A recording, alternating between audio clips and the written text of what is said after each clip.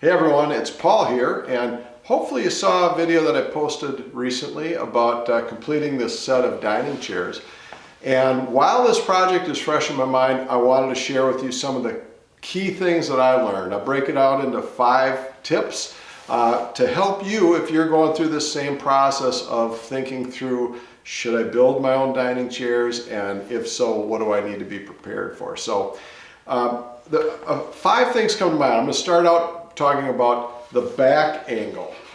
So the back angle is absolutely critical to get a chair that's comfortable and yet still solid. So what I would suggest for you on that is go to a furniture store, look at a lot of different chairs, bring an angle finder out with you so you can measure the ones that you find the most comfortable. I ended up with an 8-degree angle as it leans back. That seemed to be kind of right in the sweet spot of the different chairs that I found. It would be easier to make one more upright, but it can feel pretty stiff. And so 8 degrees really worked out well for me. Once you get your choice, lay out a template that can help you make those legs consistently, and it really worked out great. On the template, I marked all my joinery, where each of the dominoes would go and so forth, but this piece will really help you keep your sanity during the project. All right, the next area I would encourage you to give a lot of thought to is your assembly sequence. So the assembly sequence there's a lot of different ways that you could do that, but definitely if the chair has any complexity like this one does, don't attempt to assemble the whole thing in one go. You probably technically could pull it off, but break it down into a sequence of steps that lets you really focus all your attention on getting the joinery closed during that step, and getting everything square in that step, because it'll be very hard if you try to glue everything together at once to get all the joinery closed and to get everything square, because there's just way too much flux, too much flexing going on, and it's hard to concentrate on everything all at the same time. So get your sequence down. I'll show you what I did. If you watch the full video, you'll see it, but basically phase 1 was the upper and lower rails on the back with the back slats, just that as a unit. Step 2 was to take that and glue it together with this lower apron and the rear legs. That was step 2. Step 3, very simple, two front legs and the front apron. Once that was all set up, give this stuff plenty of time to set up. Don't rush through the sequence. Then the remaining items, which was this the side apron, and then this these lower rails, which adds a lot of rigidity. The seat was added later. Obviously, that's not going to be glued on and can be added. I added it after the piece was finished. I actually had spray finish on the whole thing before adding the seat. But that's a really important thing to work out in your mind. Do dry runs of all this stuff as well, so that you're not in a panic mode. And to help you not be in a panic mode, I would suggest using either Titebond 3, which gives you pretty good open time, or I actually, in my first assembly, I used Elmer's Glue All, and that has the same bond strength as any of the other PVA glues, but it gives you about 2 to 3 times the open assembly time, so that can really help you out when you're doing a complex glue up like this. I ended up using Titebond 3 for the rest of the chairs once I was comfortable with how long everything was going to take, but I didn't want to lose one because the glue set up too quickly.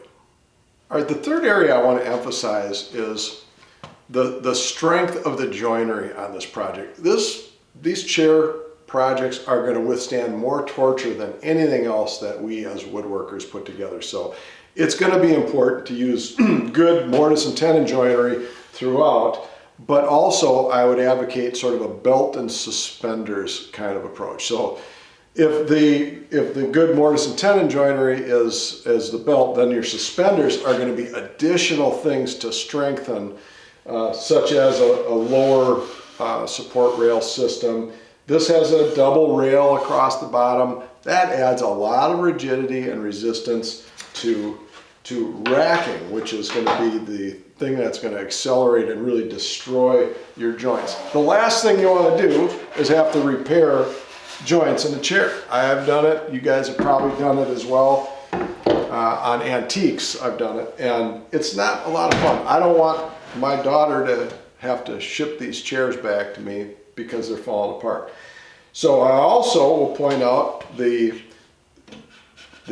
lower structure under the seat, where I've added a cross brace that serves as racking prevention, kind of side to side, and then this additional gusset in the corner, which was just glued into place, that really helps to strengthen against the leaning back and rocking on the chair.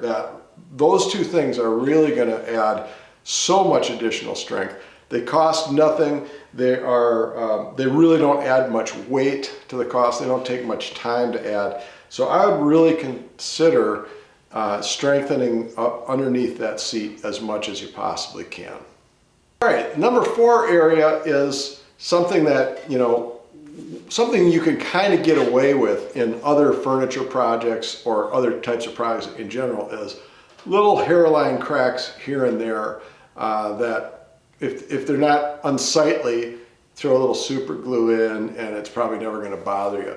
With a chair, particularly in the aprons, but in the legs as well, there's so much stress put on those joints that the slightest hairline crack could really come back and haunt you. So my recommendation for that is not only to very closely inspect your wood, especially if you're using, air dried stock that you dry yourself, which is most of what I use. Look at it extremely closely. Hold yourself accountable to cut out any sections, particularly at the end where there's a little bit of checking. But also do something that, I learned this from a woodworking mentor many years ago, but to be honest, I almost never do it. I did it on this chair build, and that is to take your stock after it's cleaned up on the planer and drop it from about shoulder height onto a cement floor. I dropped that onto a rubber mat so it wouldn't be as loud, and then take a close look and make sure that it has not revealed any cracking. That's a mini kind of stress test or pressure test of your stock. And I actually did reveal a crack in a piece that I was going to use in the chair when I did that. So it is a good step to help ensure that your stock has that kind of structural integrity to endure the torture of being a chair. All right, and then the last thing that I would recommend is if you're going to use a wooden seat, and you might decide you're going to use put a cushion on there or something, that's fine too, that's really comfortable. But my daughter wanted wooden seats so that her cats wouldn't destroy it, which is great.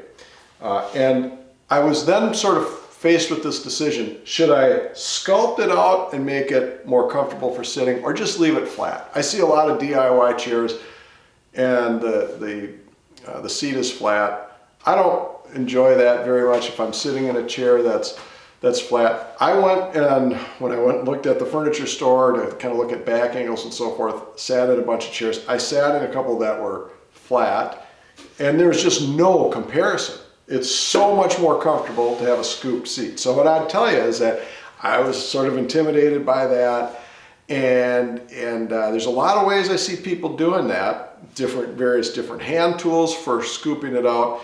Router with a sort of compound jig seems to be a common way. What I ended up doing was, after going to the furniture store and sitting on different chairs, found a couple that I really liked, measured how deep it was, which was about mostly around 3/8 of an inch, how wide it was, which kind of 10, 11 inch range for that scoop. And then I created a template, really simple template, set it in place, traced it out, and then I used a Kutzall carving disc to rough it out, which took about 5 minutes. It was really quick, and I think this was the medium grit. So I wouldn't need the coarse grit for that. So shaped it in about 5 minutes, spent quite a bit of time sanding it. But the more of these that I did, by the time I did the fourth one, I was getting them pretty smooth with the carving tool, and then had to spend less time actually sanding. But it's still quite a long time, but well worth it. Worth the effort to scoop that out. It makes it look like a more refined chair, and there's no comparison when you go to sit in that. And my daughter's going to use these chairs for playing games with her friends, and you know, they're going to be sitting in these for hours. So well worth scooping out the seat. That's probably my favorite feature of these chairs, actually. So don't be afraid of it. It's a pretty controlled process, even though it seems kind of unwieldy. It's really pretty straightforward with an angle grinder and a Kutzall disc. So with that, I'm going to wrap this up. Please feel free to answer any questions down below. I'll do anything I can to give you the courage to try your first set of chairs if you're sort of on that fence like I was, and to answer any questions to help you get through it so you love it the first time and you get through it safely as well. So with that, thanks for watching. Hope you like and subscribe and all that stuff, but even if not, I appreciate you watching and hanging out here a little bit. Take care.